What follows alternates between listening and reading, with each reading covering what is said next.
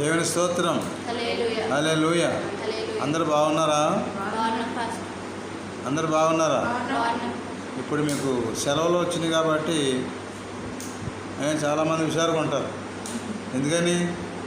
హాయిగా చక్కగా అటు ఇటు తిరగవచ్చు, చక్కగా నిద్రపోవచ్చు.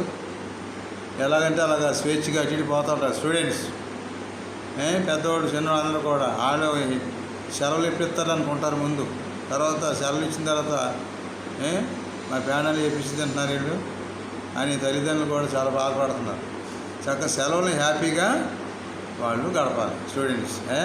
కాబట్టి దేవుని వాక్యాన్ని ఈరోజు ధ్యానం చేసుకున్న మత్తయి సువార్త 5వ అధ్యాయం 13వ వచనం నుండి 16 వరకు చదవమా.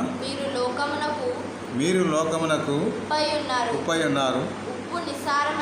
ఉప్పు నిస్సారమైతే అది దేని వలన సారం పొందును? అది బయట పారవేయబడి ఆ మనుషుల చేత త్రొక్కబడుటకే కానీ మరి దేనికి పనికిరాదు. మీరు లోకమునకు వెలుగై ఉన్నారు. కొండ మీద ఉన్న పట్టణము మరుగై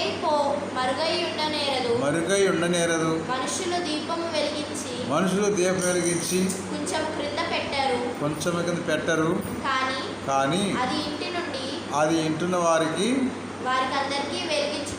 వెలుగిచ్చుటకై దీపస్తంభం మీదే పెట్టుదురు. మనుష్యులు మీ సత్క్రియలను చూచి పరలోకమందున్న మీ తండ్రిని మహిమపరచునట్లు వారి ఎదుట మీ వెలుగును కాబట్టి వారి ఎదుట మీ వెలుగును ప్రకాశింపనీయుడి అనే వాక్యం మనకి తెలియపరచబడుతుంది. కాబట్టి యేసుక్రీస్తు వారు ఈ మంచి ఉద్దేశాన్ని మంచి మాటలు మనం చెప్తున్నాడు. ఎందుకంటే ప్రభు చుట్టూ ఉన్నవారు దుఃఖముతో, బాధతో, కలవరంతో, ఆందోళనతో, నిరాశతో, నిస్పృహతో, చింతలతో ఉన్నారు. యేసయ్య చుట్టూ కూడా ఆయన ఎత్తైన ప్రదేశంలో కూర్చుని చుట్టూ ఉన్న వారితో చెప్తున్నారు. వాళ్ళ బాధకు సాధలో, వాళ్ళ అంతరంగం, వాళ్ళ మనస్సాక్షి, వాళ్ళు దేని గురించి విచారపడుతున్నారు ప్రభువుకి ఎంత తెలుసు. ఎందుకంటే అంతరంగం ఎరిగిన దేవుడు మన ప్రభు.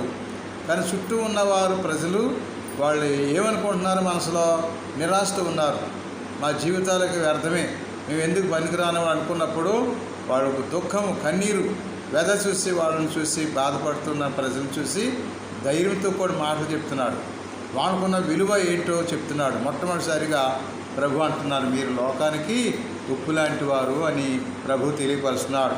ఉప్పు అంటే చాలా విలువైంది. చూడు ఒక్కసారి కొలస్సీ పత్రిక 4వ అధ్యాయం 6వ వచనం.